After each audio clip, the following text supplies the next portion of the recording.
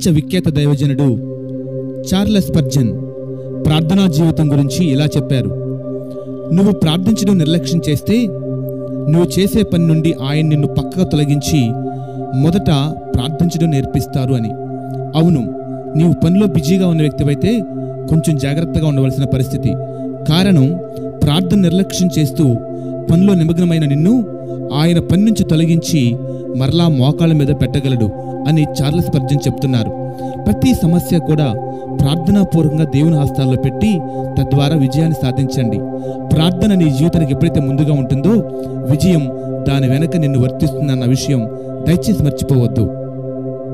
తీరని చింత, మోయలేని పనిభారం, కష్టము నీవు కలుముకున్నప్పుడు మరింత ఎక్కువగా ప్రార్థించడం ప్రారంభించండి. అందుకే మార్టిన్ లూథర్ ఇలా చెప్పారు, ఇదిగో ఈరోజు నాకు చాలా పనులున్నాయి, అందుకే ఎక్కువసేపు ప్రార్థన కావాలి అని చెప్పి ఎక్కువ పనులున్న రోజు ఎక్కువగా ప్రార్థించి దేవునిపైన ఆధారపడేవాడు. తద్వారా ఎక్కువ పని అనుకున్నదంతా బహు సునాయాసంగా ముగించబడుతూ ఉండేది. నీ జీవితంలో ప్రార్థనకి మొదటి స్థానాన్ని ఇవ్వగలిగితే నీ పనులన్నీ అత్యంత సునాయాసంగానే జరుగుతాయి. చూడండి, ఫిలిప్పీ పత్రిక 4వ అధ్యాయము 5వ లేఖన భాగం ఇలా చెప్తుంది, దేనిని గురించి చింతింపకండి, ప్రతి విషయంలోనూ ప్రార్థన విజ్ఞాపనల చేత కృతజ్ఞతాపూర్వకంగా మీ విన్నపములు దేవునికి తెలియచేయండి అని 4వ అధ్యాయము 5 మరియు 6 వచనాలు తెలియచేస్తున్నాయి. అవును, నీ చింత, నీ వేదన, నీ బాధ ప్రభువు మీద వేయి, కృతజ్ఞతాపూర్వకంగా ఆయన హస్తాల్లో పెట్టండి. తద్వారా ఆయన నీకు నెమ్మది, సమాధానంతో పాటు నీ సమస్యకు పరిష్కారాన్ని కూడా అనుగ్రహిస్తాడు.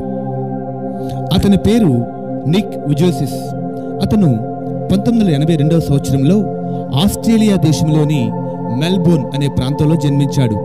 నిజానికి అతను జన్మించినప్పుడు 2 కాళ్ళు 2 చేతులు లేని ఓ మాంసపు ముద్ద. ఆ బిడ్డను చూసినప్పుడు చూసిన వాళ్ళందరూ, ఛీ, ఇదేం కొడుకమ్మా, ఇదేం బిడ్డమ్మా అని చెప్పి గుసగుసలు చెప్పుకున్నారు. ఇక ఈ పిల్లోని పెంచలేవు, ఇప్పుడే ఏదో దగ్గర పడేయండి, లేకపోతే జీవితం అంతా నరకాన్ని అనుభవిస్తారని కొంతమంది ఉచిత సలహాలు కూడా చెప్పారు. కానీ అవన్నీ పక్కన పెట్టి ఆ తల్లిదండ్రులు దైవభక్తితో ఆ బిడ్డను పెంచడం ప్రారంభించారు. నిక్ ఉజిస్ అనేటువంటి ఈ మనిషి ఈ రోజున ప్రపంచవ్యాప్తంగా పేరుగాంచాడు మోటివేషనల్ స్పీకర్గా. సుమారు 5 కోట్ల మందికి ఆయన తన సాక్ష్యాన్ని పంచుకున్నాడు. అన్నిటికీ మించి దేవుని సేవకునిగా పరిచర్య కూడా చేస్తూ ఉన్నాడు. అనేక మంది బలహీనులు, చింతించే వారికి ఆయన గొప్ప ప్రోత్సాహం. ఆయన ఏ దేశం వెళ్ళినా ఇలా అంటారు, నాకు కాళ్ళు లేవు, నాకు చేతులు లేవు, నాకు చింతలు కూడా లేవు అని. అవును, కాళ్ళు చేతులు లేని మనిషే చింత లేకుండా జీవించినప్పుడు అన్నీ సమగ్రంగా ఉన్న నీవు ఎంత ధైర్యంగా, ఎంత నిబ్బరంగా ముందుకెళ్ళాలి. నిక్ ఉజేస్ అనేటువంటి ఈ మనిషి తన విజయగాథకు రహస్యం ఏంటి? ప్రతి సమస్య కూడా ప్రార్థనాపూర్వకంగా దేవుని మీద పెడుతూ వచ్చాడు. అన్నీ కూడా ప్రాక్టీస్ చేస్తూ వచ్చాడు. అతను చక్కగా ఆడగలడు, చక్కగా పాడగలడు, చక్కగా మాట్లాడగలడు. అన్నిటికి మించి తన పనులు తాను స్వయంగా ప్రతి ఒక్కటి చేసుకోగలడు. అటువంటి ఉన్నతమైన స్థానానికి వచ్చాడు ఈ నిక్ ఉజిస్. అతన్ని దీవించి ఆశీర్వదించిన మన దేవుడు ఖచ్చితంగా నీ జీవితంలో కార్యాన్ని చేస్తారు. చింతించక, బాధపడక, నిరుత్సాహపడక నీ చింత యావత్తు కృతజ్ఞతాపూర్వకంగా ఆయన మీద వేయండి. అప్పుడు ఆయన జ్ఞానునికి మించిన సమాధానాన్ని నీ హృదయానికి, తలంపులకు కావలిగా ఉంచుతాడు. ఆమేన్.